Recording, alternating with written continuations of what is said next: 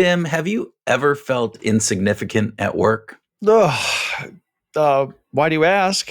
Is there something that you're implying here, Kurt? No, I'm not implying anything, Tim. Just curious. I'm just a little bit curious on here. Well, many times I felt like I wasn't being listened to or appreciated. But why do you ask?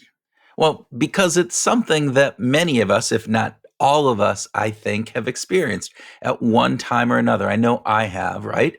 And our guest today explores this topic very, very deeply. Okay, that makes sense.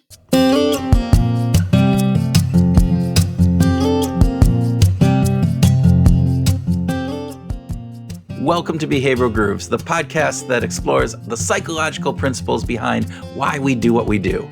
I'm Kurt Nelson. And I'm Tim Houlihan. And in this episode, we're going to dig into a topic that's both deeply human and surprisingly overlooked: the power of mattering. Yes, the power of mattering. It seems strange when you say it like that, Tim, but we had the privilege of speaking with Zach Mercurio, author of the new book, The Power of Mattering. Should it be The Power of Mattering? Is that what you're thinking of? I'm thinking it's like, yeah, we're not saying it with enough oomph. I don't know. Well, The Power of Mattering explores how feeling significant to others is actually a fundamental human need. It's not just a nice to have or a trend limited to younger generations. It's not just a Gen Z thing, man. No, okay. And Zach brings a fascinating perspective to this conversation. He originally discovered, or it dawned on him, this concept of mattering while studying how janitors found meaning in their work. And he was particularly struck by one woman's story of transformation from feeling insignificant to finding deep purpose in her role of cleaning up college dorm bathrooms. So we'll leave it at that. Yeah. What we found most compelling in our conversation was how Zach describes mattering as a survival instinct that precedes motivation, pointing out that from birth, we instinctively reach out for human connection even before seeking food. Yeah, and he also shares some practical ways leaders can help employees feel that they matter through simple interactions, like one distribution center manager who kept detailed notes about her team members' concerns and followed up on them, creating what she called magic in being remembered. We also discuss how mattering differs from purposes and meaning, and why these distinctions are important in understanding human motivation, especially if you're a leader. Right. So sit back and relax with a generous pour of mattering brew and enjoy our conversation with Zach Mercurio.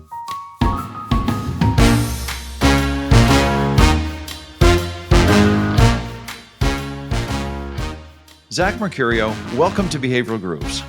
Thank you. Excited to be here. We're excited to have you here too, and we want to start with finding out, would you rather learn a new language or a new instrument? Ooh, new instrument.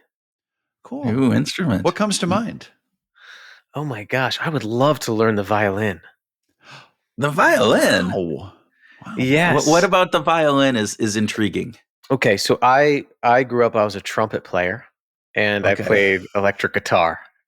Okay, what trumpet player doesn't learn how to play electric guitar? Because there's no girls involved in being a trumpet player. You got to play guitar. I was in a jazz band. Here's my claim to fame. At one point, I was ranked 6th in the state of Rhode Island on trumpet when I was in middle school and then high school. It was an all-state band. But I would go to, when I was in the orchestra, and the violins got all the attention. I was sitting back there, and then I'd wait, for 10 minutes and then get my one shot. And then the violins just shook the room, so all together. And so I would love a taste of that, but I love the pace of it. I love watching it be performed. It's it's a wonderful performance. So that would be really cool. I think it would challenge me too a lot. Yeah. All right. Okay. We Tim would go down this rabbit hole for hours, but we're gonna pull it back to another speed round question here. Mm-hmm. All right, Zach, are you a coffee guy or a tea guy? Coffee guy. I got my espresso right here. I'm an espresso guy.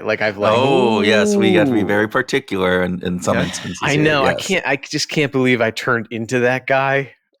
But as I've gotten older, like there's certain things that I'm like, yeah, I love, this is important to me.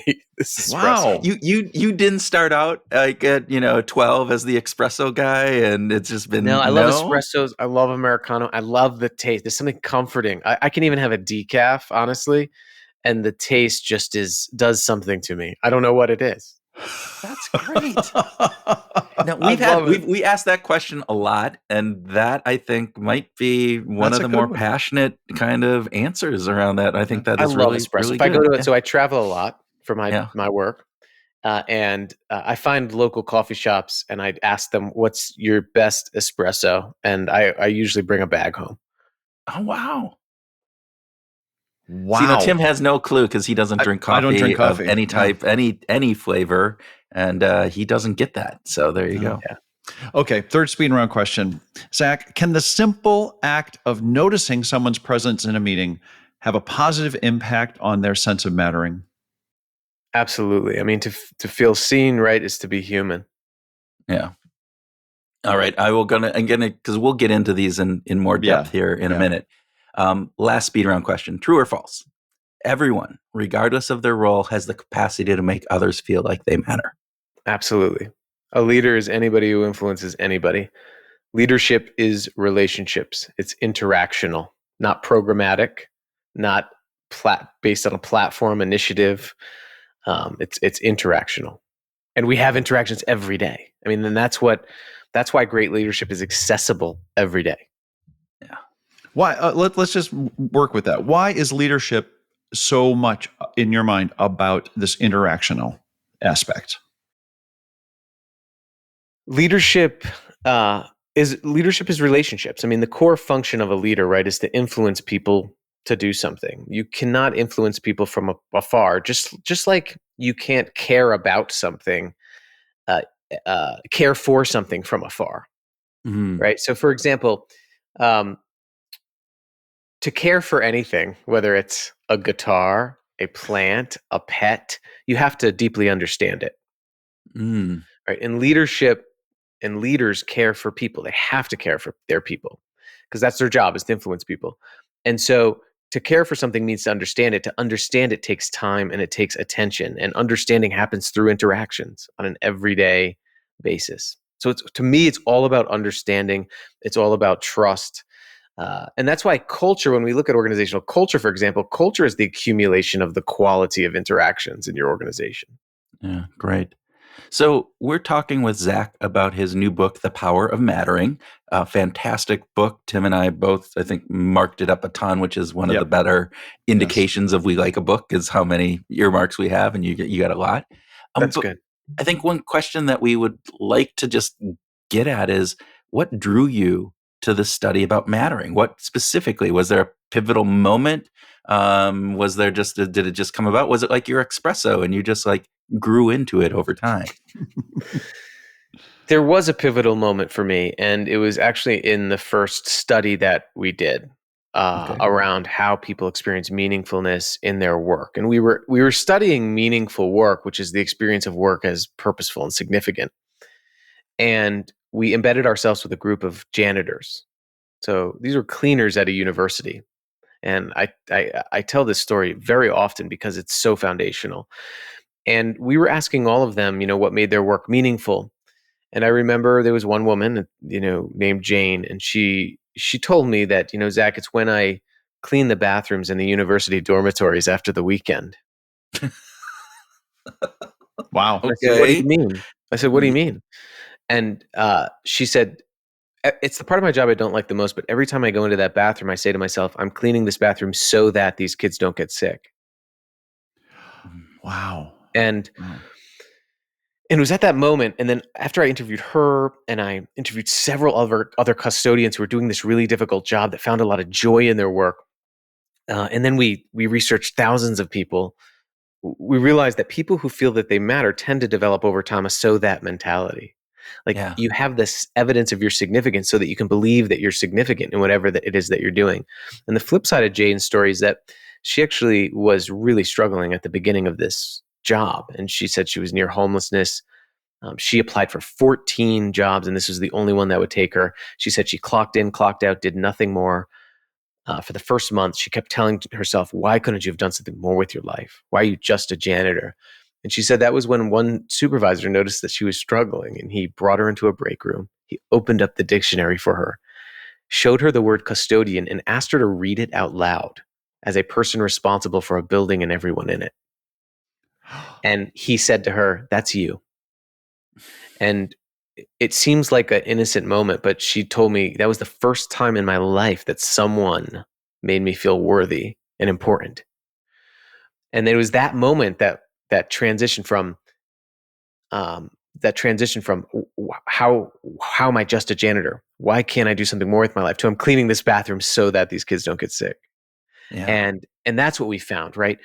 One of the things we found is that there are these small moments of mattering where we experience feeling seen, heard, valued, and needed by other people that can dramatically alter the trajectory of our lives and our careers and how we see ourselves. And that those moments have been my obsession Ever for the since. past 5 years. Yeah, like Love it. how do we create those moments of mattering?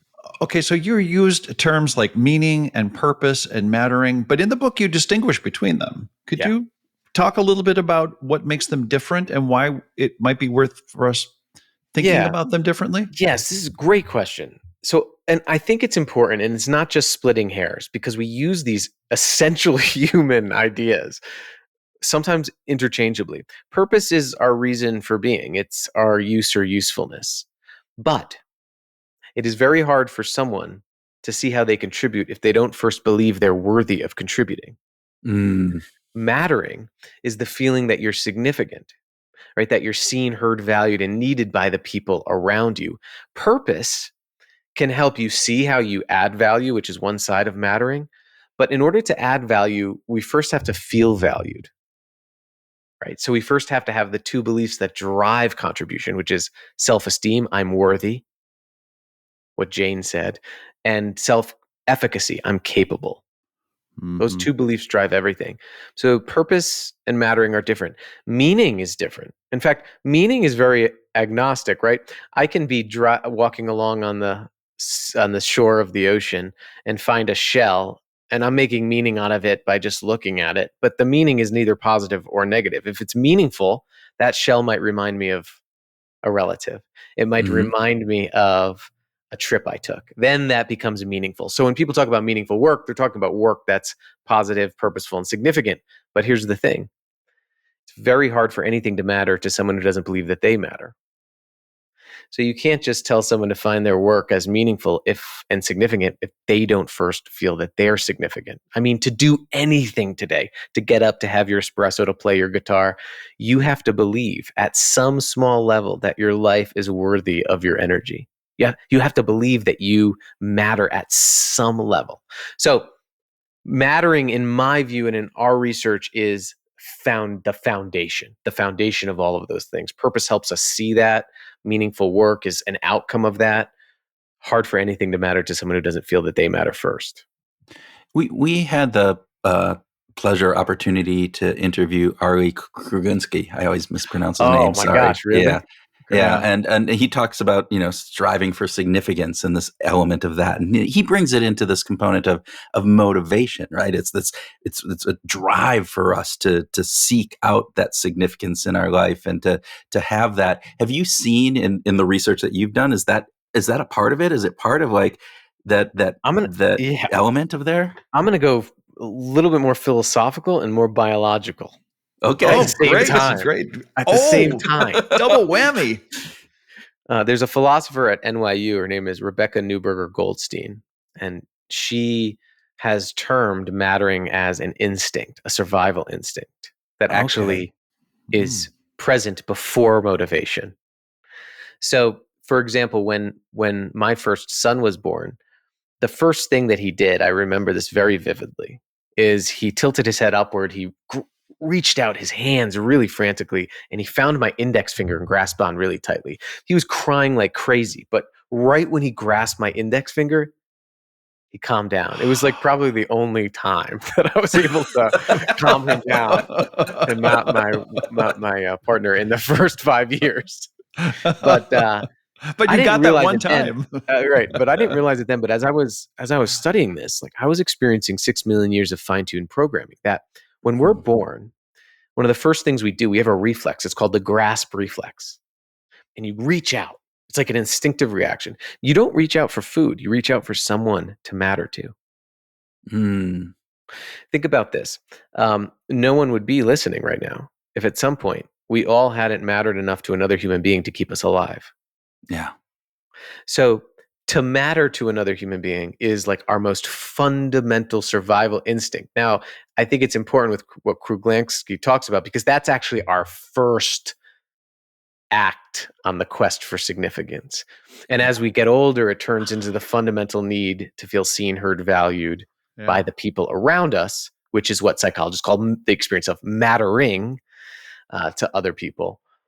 But it's a survival instinct. It's also not a generational trend or a preference. Like I was in a group of CEOs 2 weeks ago, and I was the culture guy. So here I come. Yeah.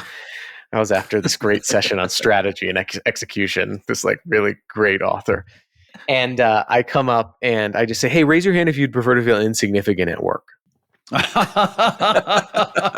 All the hands go up. Everybody. Nobody was like, "Yeah, not me. I'm a boomer. I prefer to feel unimportant." Or it's only those Gen Zers or millennials that want to feel seen, heard, valued, right? No, I mean, we got to cut through the noise here. Yeah. This is a basic instinct. Well, so let's talk about that for just a minute. You worked with a lot of corporations over the years, a lot of leaders. Why is mattering so important for leadership?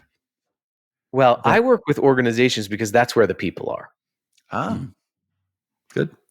I mean, we spend a third of our lives there. What other experience is more ubiquitous than work that we have in common with everybody around the world? Yeah. And how people make meaning in their jobs affects how they make meaning in life. Even if some of the compartmentalization evangelists would have you think otherwise, that you can separate work and life. It's impossible. Your brain doesn't fall out of your head. Your heart doesn't stop beating when you go into work. There's no work in life. This is a false dichotomy. Life happens wherever a human being is living and breathing. Yeah. It's not a Severance world, right? No. We don't get to go down the you don't. elevator. And that's why, yeah. why do you think Severance is so popular? It's very interesting, right? It's because, I mean, it's almost like it's almost a satire on this division. Yes. Yeah. That we've created. But a leader, think about this. A leader is then responsible for where a person spends a third of their one waking life away from people who love them. Yeah. So, right? And then you think about the millions of human beings who are usually the recipients or on or at the end of the supply and service chains of all of these organizations. I mean, I think there could be no greater social purpose for a leader than to make sure you're sending people home dignified, right? Instead of degraded, sending them home to where they go and they're at their dinner table or they're with their friends and they're talking about how they were seen and heard and valued versus used and manipulated every day. Yeah. Why is that so hard? Why is that? Why is that know, message right? just not? Why doesn't everybody who's listening to this go, well, that's what happens to me every day? Why is Zach spending all this time? Why am I on a podcast right now? Yeah, Why really? did I write exactly. a book? Gosh, that's a question that I've been wrestling with. And one of the reasons is that common sense is not common practice. I And love that. I say that lightly, but not really. I mean, Yeah. how often do you bring to mind your eating choices daily or your sleep, right? Like we just don't think about basic instincts and needs that much because they're so basic until they're gone, until they've been lost. And I think that one of the things that was good about 2020 and the pandemic when we all paused is that more people than ever started reflecting on the quality of their lives. Why me? Why here? Why now? Crisis situations tend to amplify people's search for mattering. We actually go back to our basic instinct to survive, of which mattering is one of them. And so I think that that's why we're having this conversation now. People people are really craving it. But yeah, common sense is not common practice. The other thing is that uh, there was a military psychologist who was studying high performing teams in the Army in the 60s. And he found that high performing teams had something in common, but he couldn't categorize them as technical or operational skills. So he called them soft skills. Mm. And I'll never forgive this guy. I forget his name. It wasn't Danny Kahneman. But no, and here's why. Because when your brain sees something as soft or simple, it actually devotes less energy to it. It's called our overconfidence bias. Mm-hmm. So we've essentially developed a mass overconfidence bias for caring for one another, our ability to care for one another, since we started calling these things soft. Yeah. And I'll add one more layer to this, and then maybe we can get hopeful. The layer is that we've had these things, these phones that we can use to send short little transactions to each other. So for about 20 years, most of us have been socialized to evade the very social situations that allow us to develop the skills to show people they matter. For example, let's say that you give me some bad news. I can do my civic duty, send you a sad faced emoji and say, sorry to hear that. I actually don't Oh. have to sit with you anymore. Seek to understand you, show compassion. The average adult at work sends 30 to 40 text-based messages a day on various platforms. We're more connected than ever, but feel lonelier than ever. And one of the reasons why is if someone has feedback on an idea, I can just say, "Oh, thanks for the feedback." I actually don't have to sit with the person and have that interaction. So the less we use a skill, the less proficient we get at it. And so here we are, right? I mean, here we are in this place where we have an overconfidence bias to care for people. Skills to do this have been withering, and nobody's picked up the slack. Less than 2% of the world gets education on how to listen well, and we have more people than ever feeling invisible, overlooked, ignored, and lonely than ever. Yeah. All right. Okay, You said Debbie Downer. Yeah, well, we're going to go to the hopeful part here, right? Because you said let's get hopeful after this. So, you talked about janitors and some of the work that you've done with them, but you also bring up a number of other kind of case studies within the book. Can you take and point to just an example or case study that you've worked with that turned this kind of Debbie Downer thing into a more hopeful thing that you can kind of outline for our listeners? Yes. So what's hopeful about this is that mattering does not happen through programs or adding more line items to your budget. It simply happens through interactions. You can do this stuff with your delivery driver. What I mean by that is that when your delivery driver comes up to your porch, instead of looking at them and being like, I'm going to wait for them to leave and then I'm going to go out there, open the door and just look at them in the eye and say, hey, I didn't catch your name. What's your name? Why are you doing this? Do you live around here? Where are you coming from today? And you will see very quickly the power of mattering and how easy it is to do these things. It just takes some attention and time. One of my favorite examples in the book, and I deal with interactions.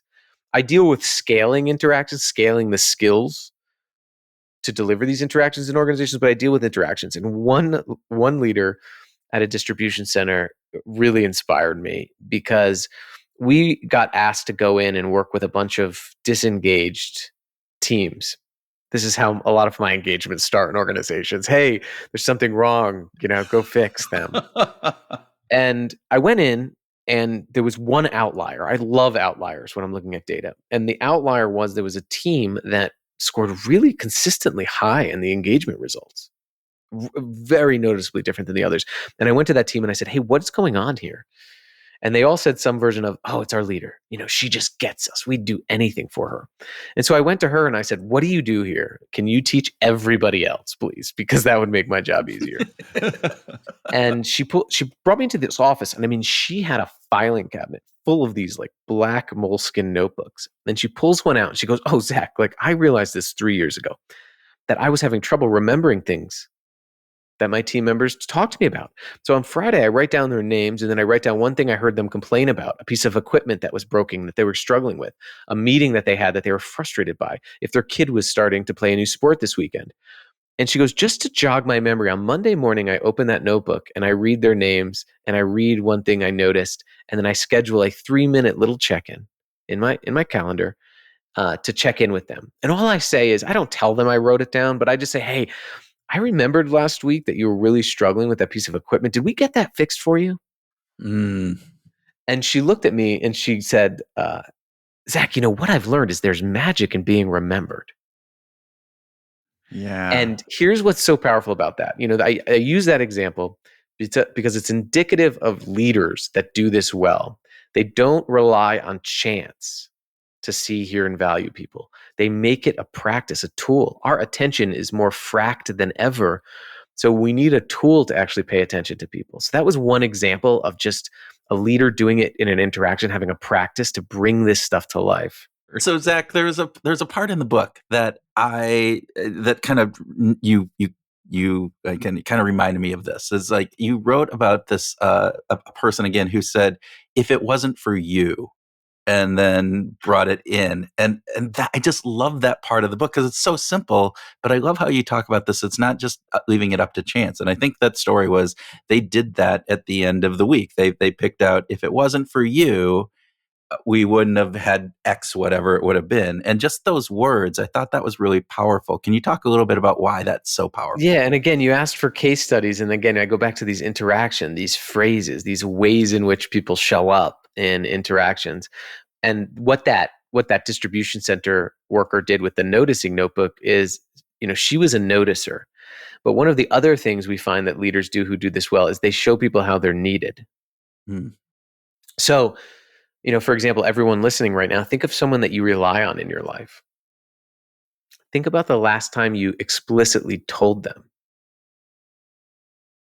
And oftentimes, again, we overestimate how much people know how much they matter to us. And one of the things that we found when we interviewed people and we said, hey, when a leader or someone in your life is helping you feel that you matter, what are they doing? And these 5 words kept coming up. They said, if it wasn't for you, some version of if it wasn't for you. Now, that's really powerful because it shows us how we're needed and how we're interdependent. I mean, there are a few things more powerful than knowing that our presence and absence matters to at least one other person. Yeah. And from an organizational standpoint, it is one of the most powerful motivators. One of my favorite studies was in 1913. There was a French agricultural engineer, and he had his students pull on a rope as hard as they could, and he attached it to a dynamometer. It's a little device that measures force. And he then had groups of students, same number of students, but he had the groups pull on the rope as hard as they could. And he added up the total force readings for the individuals, total force readings for the groups. Every single time, the groups exerted less total force than the individuals. So the individual pulling the rope exerted more total force over time than the groups. And why is that? Well, researchers found is because they knew that they were indispensable. And I think too often what happens is we treat people like they're replaceable, and then we're surprised that they act replaceable and leave for an extra 25 cents on the hour. Yeah. Yeah. And if people feel replaceable, they'll act replaceable. If people feel like a cog in the machine, if people feel like just a number, they will act like that. So that phrase, if it wasn't for you, helps to show people that you are needed, you're relied on. And I think that's another thing that makes us human, is being interdependent. Early in the book, you have an exercise, a mattering self-assessment for leaders. And I love, by the way, that the case study that you chose was the very first question in the self-assessment. It's about, do you Uh-huh. remember the details of other people's lives, their actual full names, what's going on, that sort of thing. And I think that is so important. Gratitude is an important part of this story of mattering, right? You talk about these 4 ingredients to gratitude being setting, behavior, gifts, impact. And Kurt and I have spent a lot of time in the world of recognition and gratitude being at the heart of it. What is so important about the setting or the behavior or the gifts or the impact in that gratitude? Well, one thing that we were finding in the research was that there's something different between appreciation and recognition and affirmation. So when someone feels appreciated, it's like showing general gratitude for who someone is. Employee Appreciation Day. I can show appreciation for you by giving you a kudos or giving you a gift basket or something like that. Recognition is showing gratitude for what someone does. Hey, let me Mhm. recognize your work. Let me recognize what you've done. Let me elevate you in front of other people.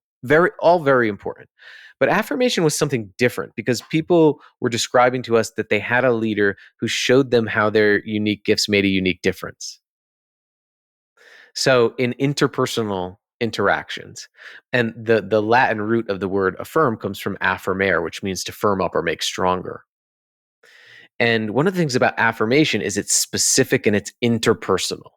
So I can Mhm. illuminate your unique gifts and show you how those gifts make a difference. One of the best ways to do that is in how we say thank you to one another, and how we say good job. And I call it meaningful gratitude. And as we were reflecting on when people talked about when they most felt like they mattered, some people talked about, being thanked. And then we'd go further and we said, like, what was happening when they thanked you? And there was four components that came up. People described the setting. It wasn't just, hey, thanks at 1 o'clock every day. Like, it was Mhm. specific. Mhm. It was, hey, at the beginning of that meeting yesterday. The second is it described behaviors. So it named specific behaviors. At the beginning of that meeting yesterday, when you ran around and checked in on how people were doing, right? It's specific. And then third, it names their gifts. You really exhibited your empathy and how you're compassionate, and you're just a really good facilitator. And then finally, describe the impact. How did that person's gifts and strengths make a difference? So, what I saw in that meeting yesterday is that I saw, as a result of that, people were much more willing to engage with one another. And I actually, when someone left the meeting, they commented on how great of a experience that was. So thanks. Much different than say, hey, thanks for being at the meeting yesterday. Or, hey, team, what a great job everybody did this week. Whatever you did this week was really great. Thank you. Right. Yeah. So that specificity is very important. And then the flip side of that is showing people the impact they make. One of the practices that I love is I worked with the National Park Service, the facilities maintenance group. There was one leader of that group who his national park had like the highest morale in the park. Again, I love outliers. And so he invited me out there and was like, what do you do? And he took me out and he was taking pictures. And I was like, what are you doing? And he was taking pictures of a bridge, and then he took pictures of two buildings, one with a bathroom that just got repaired, and he took pictures of the lines that were shorter going into the bathrooms. He goes, I got to do that. I got to do my Friday email. I said, what's your Friday email? He goes, I just email my facilities team pictures of visitors using projects they worked on. And I just write, look what you did this week. It's called his look what you Wow. did this week email. Wow. And That so, is yeah, so but yeah, like, wow, cool. Right. But what's so great about that? And this is why I love just learning from the leaders that are doing this, because what's so great about that, and what's so great about what Jane's supervisor did with the dictionary, is that they gave them the indisputable evidence of their significance. Yeah. yes. You can't argue with that. If I'm a facilities maintenance worker there, I can't be like, I didn't do much this week. I don't really matter this week. No, no, no. There's a picture in my inbox. Well, and it's the simple things, as you mentioned before, and I can't remember the exact quote. A comment. We're not common sense things we don't always do, right? And it's like that's a simple element that you go, wouldn't everybody just realize, like, showing people the impact that they've had in just a very straightforward, common way of doing it would be important, but we don't. We gloss over to the next thing. We go to, well, what do we got to do next week? What do we got to do Right. next month? And we never take that time to, Yeah. often we never is big, we don't often take the time to just go back and go, you guys did a great, look at what you did this week, look at the bridge, look at that outhouse, or the bathroom that you were able to clean and make safe for the college students to move forward. It's fantastic. Look at what you did. And I'm astounded by often when I ask these questions how small these moments are. Like we were working with an executive team, and there was one time I ask everybody, when's the time in your work when you most felt that you mattered? And one of the executive's assistant said that when one of the executives came back from vacation, it was like one of the only vacations they've taken in 3 years with their family, which is sad. But what the executive did was he brought her over to the computer and showed pictures of the vacation, and just when I said, I just like, this is what I was able to go in peace and have this time with my family because you're here. Yeah. And she'd been on the job for like 15 years. It's sad that it took that moment to feel appreciated, but it's also, again, like those moments of just look what you did. Yeah. It's the small things. Yeah. We're going to take a break. And after a short break, we're going to come back and talk about tips on how to put mattering on wheels. Hey, this is Kurt, and we want to say thanks for listening to Behavioral Grooves. And we hope that you're enjoying this episode, but it feels a little bit one-sided. You're hearing from us, but we're not hearing from you. This is Tim, and we have 2 suggestions to remedy that. The first is join our Facebook page and engage with us. We want to talk with you. We want to hear your perspectives, and hopefully our Facebook page might be the place to have some of that interaction. So please come and join us. The other recommendation we have for you is to leave us a quick rating. You know, the little 5-star thing at the bottom of your app? Or a short review. Just leave us a few words about what you like about Behavioral Grooves. We'd very much appreciate it. Thanks, and we now return you to our regularly scheduled programming. Zach, we're back. Let's get some tips for our listeners. What can leaders do to start to make mattering part of their culture within their teams? So one, I think approach these skills with more rigor. So as robustly as you scale any product process or financial process, scale the skills to care. Intuition doesn't scale in an organization. What do you mean? Well, here's what I mean. I mean, if I go in, I was working with a big retail merchandising company. They're actually great. They're great people. And they are really good at what they do. They go into grocery stores and they have teams that go in and flip the product overnight. So the grocery store you go in, it looks completely different. I mean, this is why I love work, because it's everywhere. But we don't even think about it, right? So it just flips everything around. And they were having me in because they were really excited about their new people first culture, right? That they were, I don't know why that's new, but they were bringing it down to the front line, and they were wanting help with scaling it. So I was having lunch with them, and I asked them, I said, hey, what's your process of ensuring quality in product placement? And they went through all of these flow charts, all of these systems. And I said, okay, what's your process for ensuring that people feel valued and know how they add value on the front line? It's crickets. And one guy said, and guess who it was? It was the HR person, said, well, we have a LMS system, like a supervisory module for excellence in supervision. And I was like, well, how long? It's a 20-minute module. And then I said, well, what else do you do? And they go, well, we try to promote the right people. So again,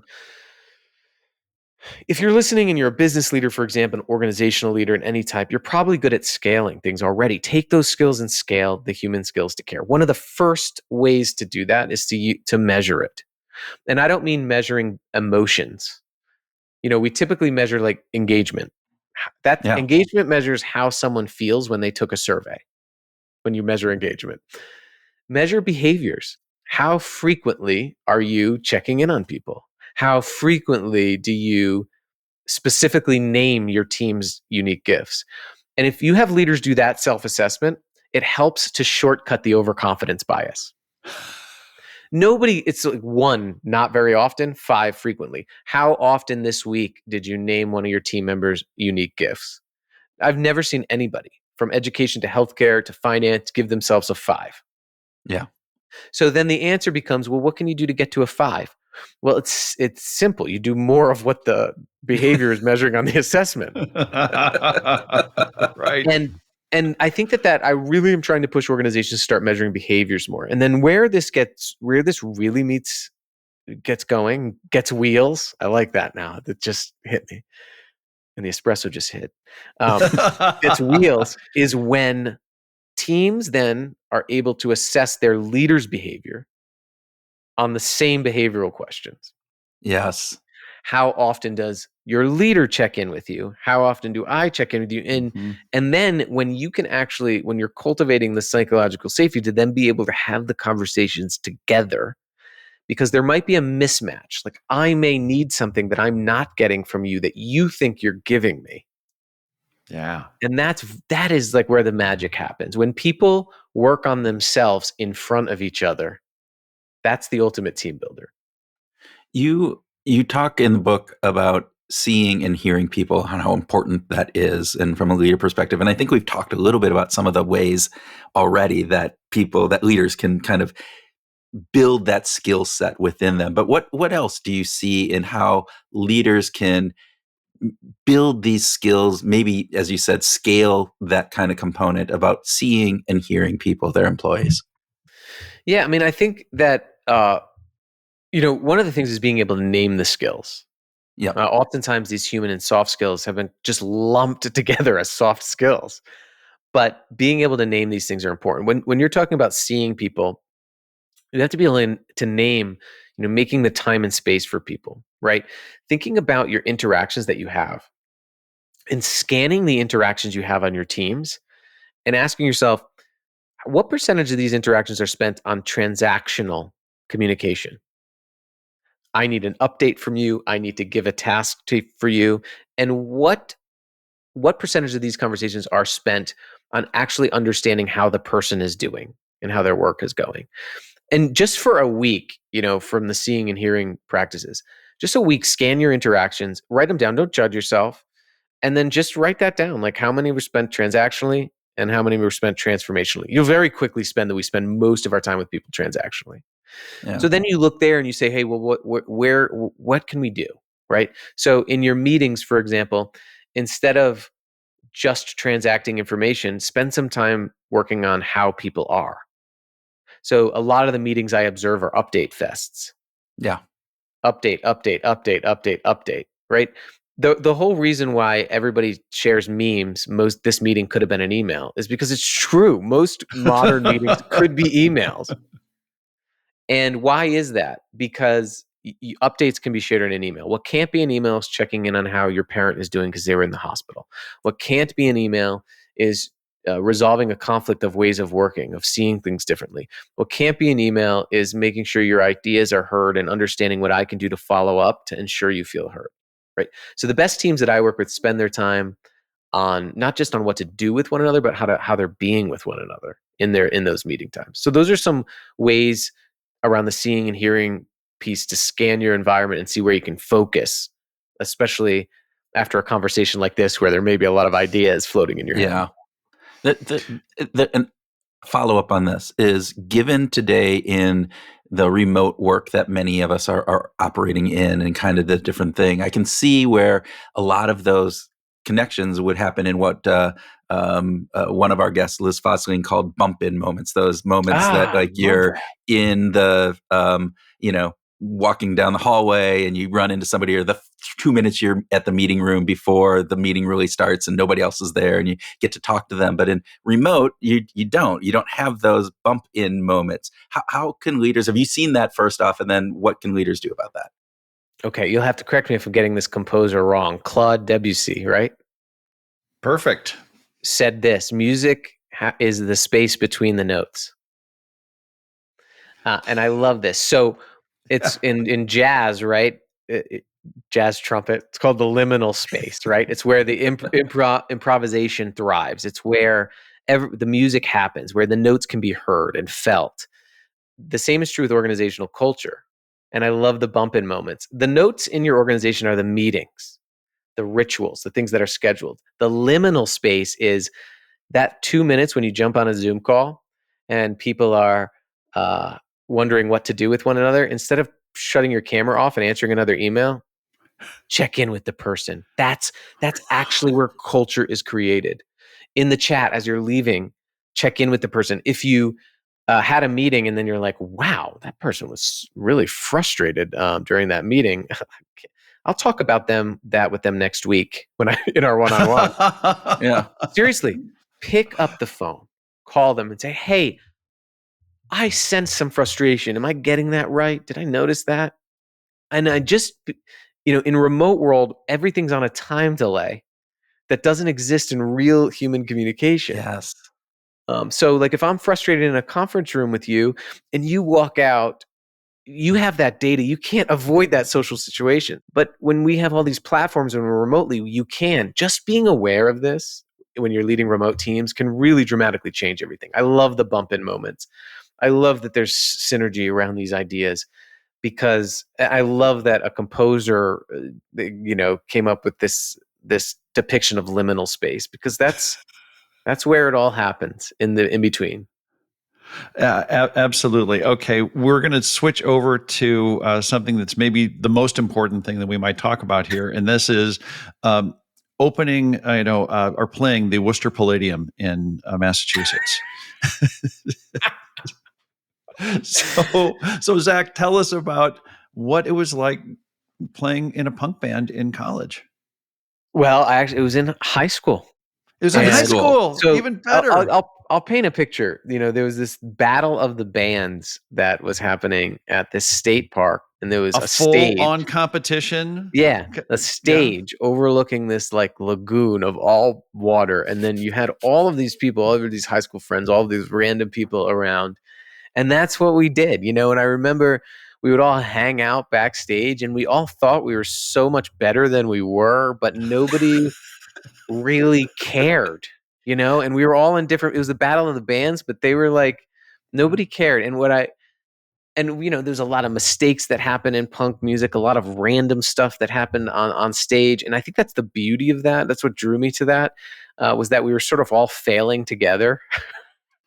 But in that, you had a sense of mattering. Yeah, completely. Had a sense of mattering, had a sense of community, was just able to get up and try things with a group of people who cared about you because you were you. And I think that's what's great about like music. And I know you love music. I know that's what the whole thing is. But that's what's so powerful about these communities as well. And I think that when you can get up and you can experiment and you can try and you can fail and you have people that support you, I think that's actually one of the biggest benefits of mattering. And I know we were talking about, a punk band, but as I'm thinking about this now, when you look back at what mattering is, when you're a child and you can have a parent or a caregiver, an adult who sees you, hears you, and cares for you, research finds you can go out, experiment, take risks, and learn because someone has your back. When I go to a friend's house and they have children, one of the most important signals to me is whether their kids are being loud in front of them. Because that signals to me that there's secure attachment there, that the kid's not afraid of risking that. Now, we look into workplaces, we look into experimental music scenes, we look at these communities that do this well, where they have to foster a sense of confidence. And what we find is that it's really all about adult attachment. Yeah. That we develop confidence to do new, hard, experimental things simply when we know someone has our back. And that's what I learned from music. Yeah. Yeah, even in a punk band. Yeah. And I would say I learned more even playing in trumpet in a jazz band. You talk about support. You got that person on the bass that's bringing you back. Yeah. Yep. Yeah. Always bringing you back. I mean, it's like that's the secure base. The leader, and I'm bringing this back to leadership by now, but the leader for a team, right? That you're the secure base. Yeah. From which people can come back to and go out and try and fail and experiment, because they know that you're going to be there. Yeah. So you can change the tune, but then that the leader is able to say, let's bring this back in if, or expand upon that. Yeah. If it's working. I love that. Now there's two things, right? So psychologists call it a secure base, BASE, but I think we also now can call it the secure base, BASS. BASS. Yeah, absolutely. Oh, I love it. Absolutely. So So Zach, we often ask our guests this thought experiment. All right, so if you were stuck on a desert island for a year, and you had everything was kind of comfort there, but you had a listening device, but that listening device was only it could only carry two artists' catalogs that you had, their entire musical catalog. So, but that's all the music that you get for a year. Which two catalogs or artist catalogs would you take with you? If for those people who are listening in audio only, I just want to explain that Zach's face is very distraught. I'm pained. I mean, It's two torture. This artists. is Well, first, I do know I do have one. It would be Tom Petty. okay. Yeah, Fantastic. just a really just a diverse has a diverse catalog. And a big catalog too. A He's big got catalog, Heartbreakers. You diverse, got could keep me going. Yeah, just a lot of different phases of his life comes through in his albums. And it would Well, and you take me also get all back. the traveling Wilburys with that too. Yeah, right. So, Yep. there Yeah. you go. All right. And then I gotta get something a little. I would, even though I have, I would go with. I would actually go with Foo Fighters. Oh, Yep. Here's why.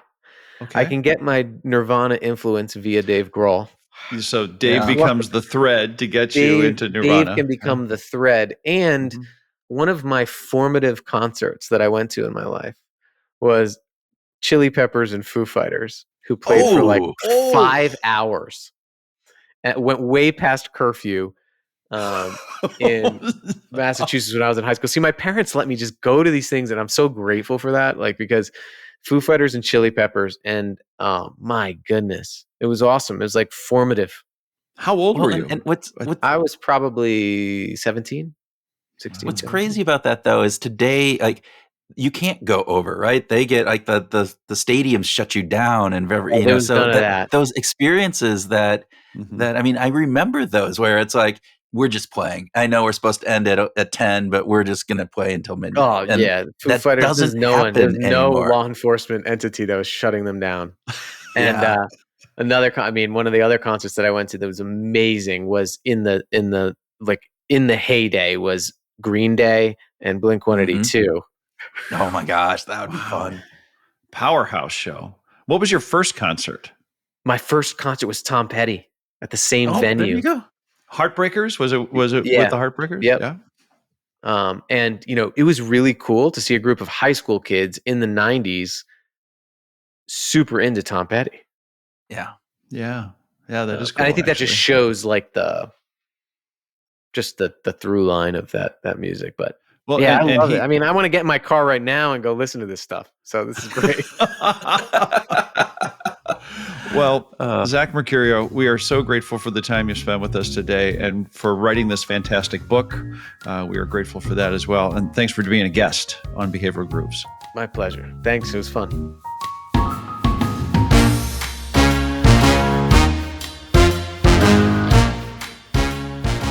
Welcome to our grooving session where Tim and I share ideas on what we learned from our discussion with Zach, have a free-flowing conversation, and groove on whatever else comes into our mattering obsessed brains.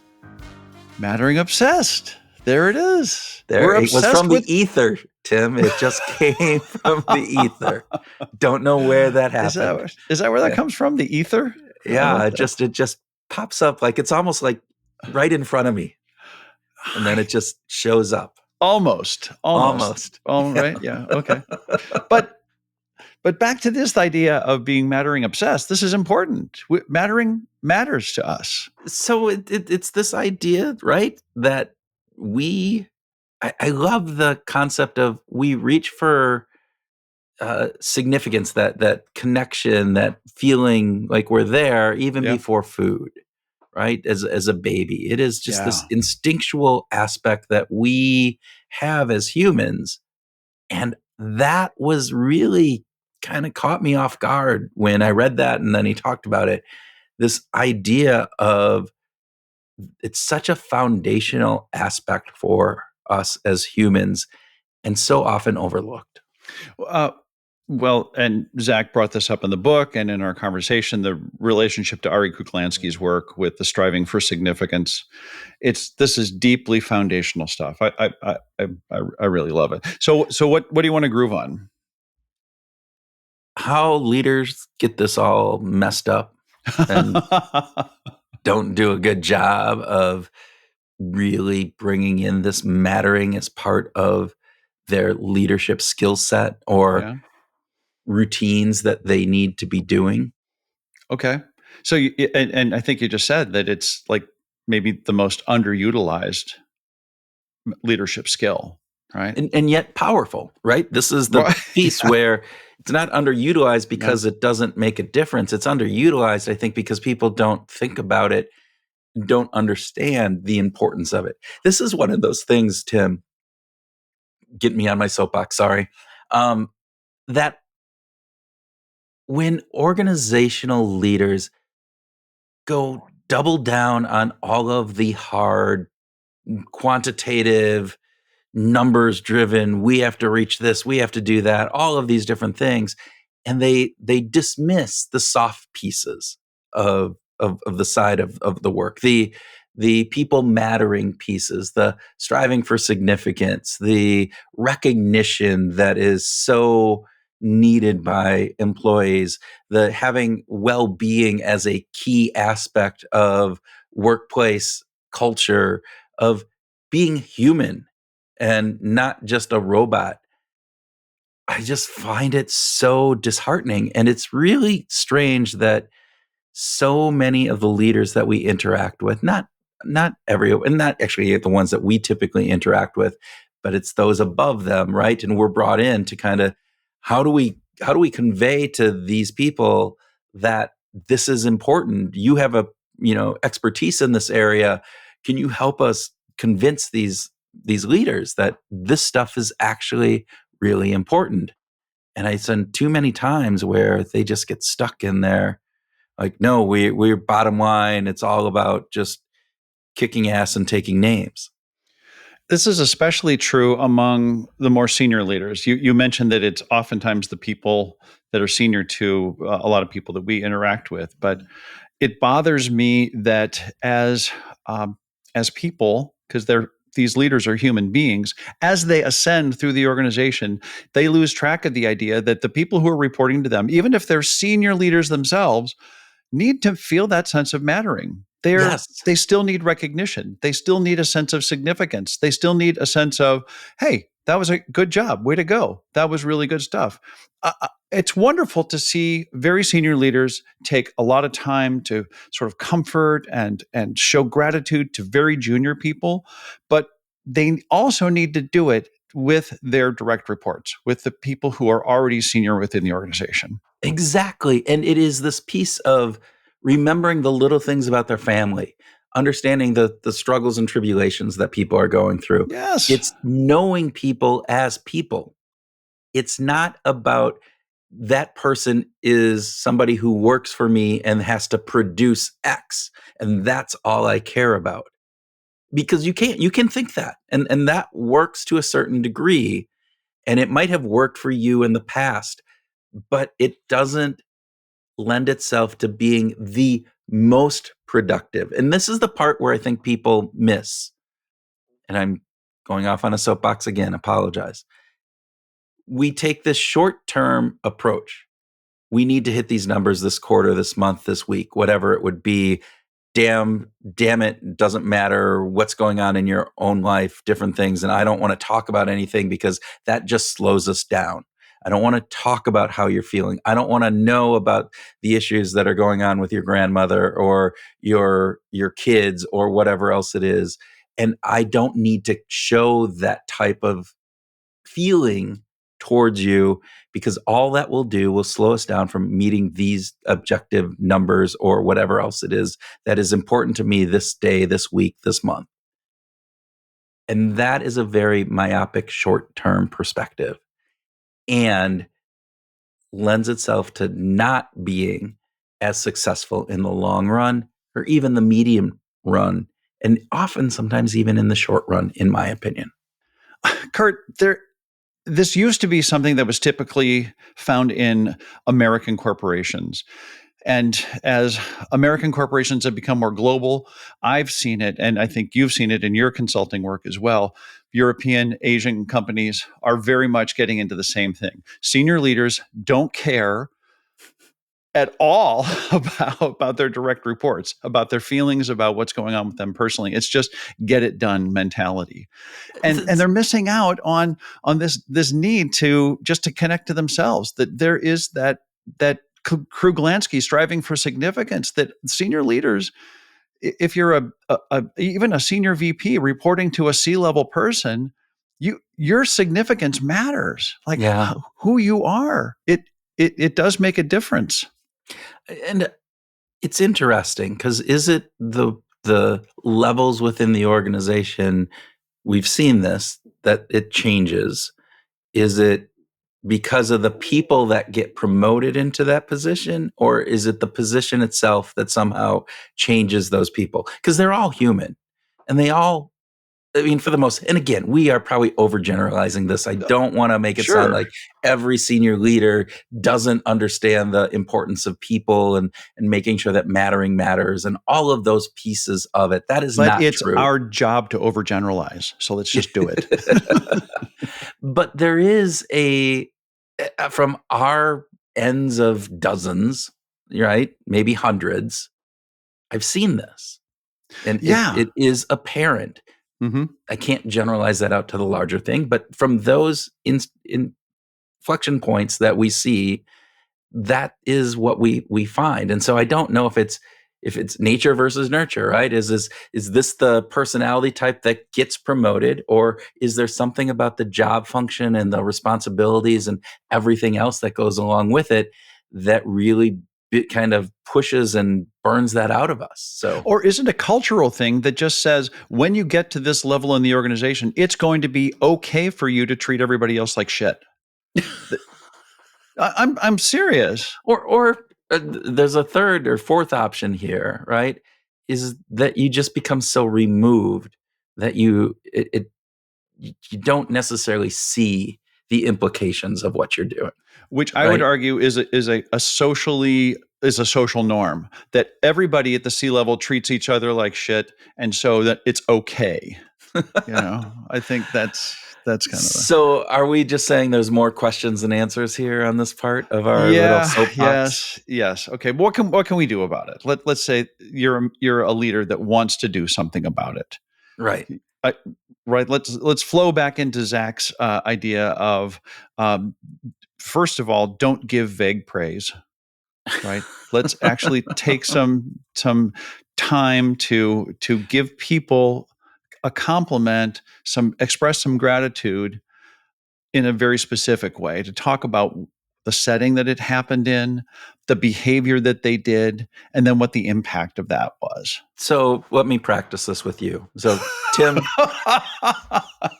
Oh no. Oh Tim, you no. always do such a nice job. Thank you. That would be good, right? Oh. Actually, it'd be better if you just said you did a nice job. Period. Not Oh, you did a nice job. yeah. You did a nice job. Perfect. That's not what we're looking for, people. Do not follow Tim and or my example there. No. Tim, how should we be saying something like this? And try it on me. Like you give me, and So you're now gonna I have to have to. make up the actual reason, but there you go. So Kurt, I'm gonna start with the setting. What I noticed was that today you were in editing the introductory script. Yeah. So that's the setting. The second part is the behavior. You did a really good job of bringing a creative and purposeful approach to the edits that you were making.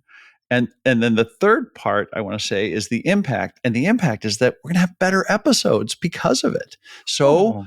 thank you for that. So I love that. It's the setting the situation up, the context, basically, right? Yep. Yep. The behavior, what you did that is reflective of this praise that you should be getting, and Yep. then why it matters. What's the impact that has? All right. Exactly. Yep.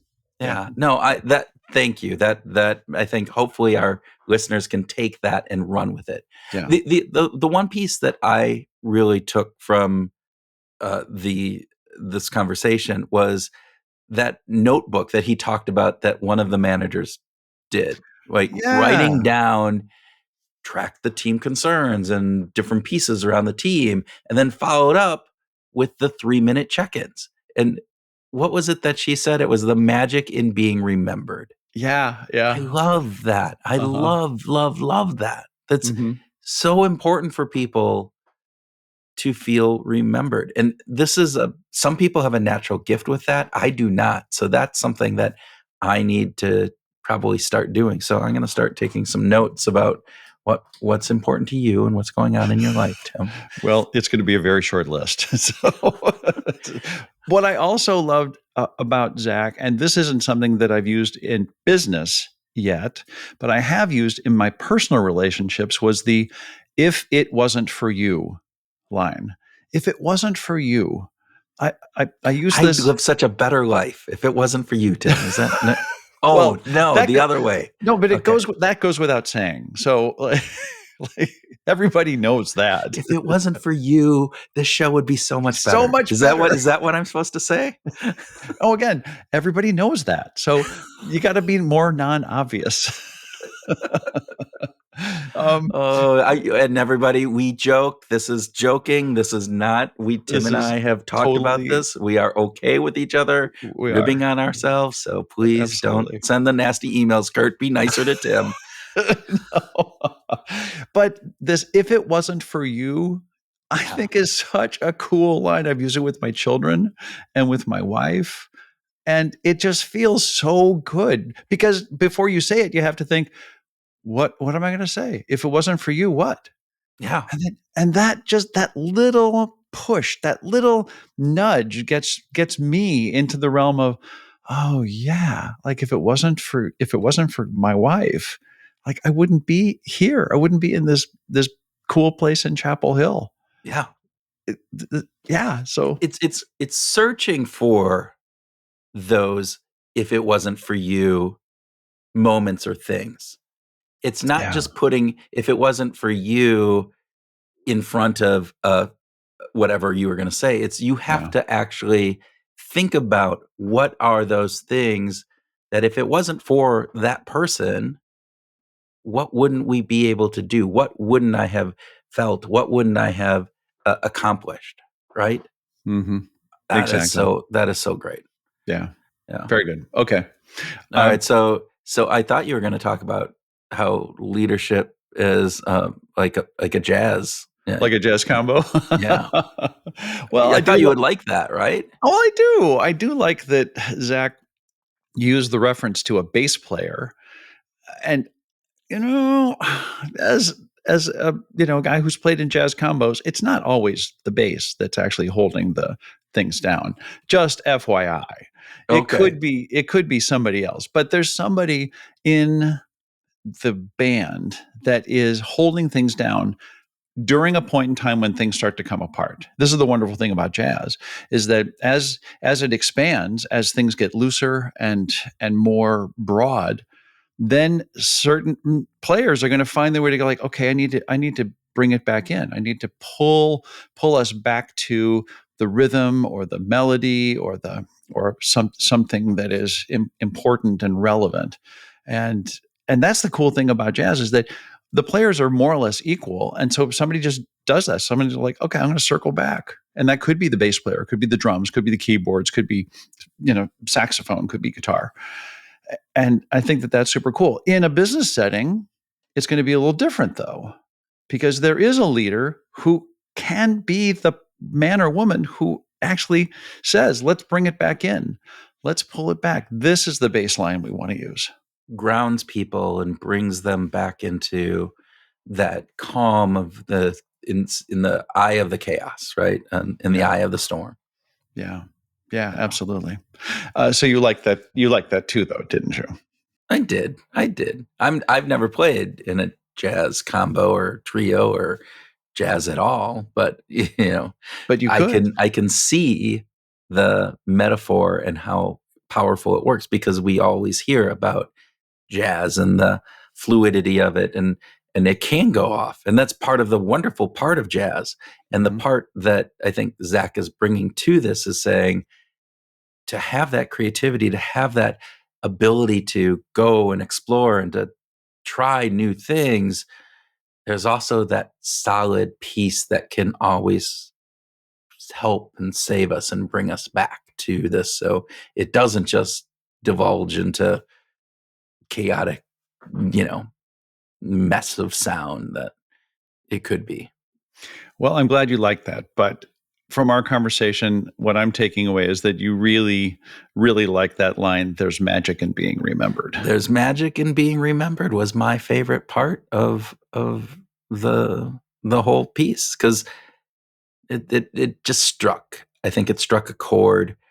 And again, knowing that I'm not necessarily the best at that, or even if I do remember things, making sure people understand that bringing them back up, and think about how many times you've, in work setting or not, somebody who you haven't seen in a while, and in the first couple minutes of the conversation with them, they, hey, I remember last time you had talked about your dog was, getting older and different things. How is your dog George doing? And then That I means say, then my response is, thanks so much for asking. My dog's name is Peter, not George. What the hell is wrong with you? your dog's name is Chili, Tim. Did you Oh yeah, forget? that's right. Anyway, but but there is that aspect. Like, doesn't that make you feel really like you've been seen, you've been heard? This Yep. person Yep. paid attention to you, and it's that being paid attention to that is so important for this feeling of mattering. All right. So you have some kind of a big final takeaway at, an editorial from the soapbox or anything that you want to share? So, all right, we talked about it's magic and being remembered, but it's more Yes. importantly, it's not just magic, it's also good science, Tim. In a Ah, world full of distraction, intentional attention is one of the most important leadership acts there is. intentional attention. Boom. You like that? I You like like that? that. I think you'd like that. Yeah. There I you go. do. Okay, so whether you're managing a team or you're just talking to your neighbor, you're talking to a loved one, just look someone in the eye this week and remind them that they matter. I'm looking at you in the eye, Tim. Is that You it? you matter. You matter. And people, listeners, groovers out there, please go out this week and find your groove.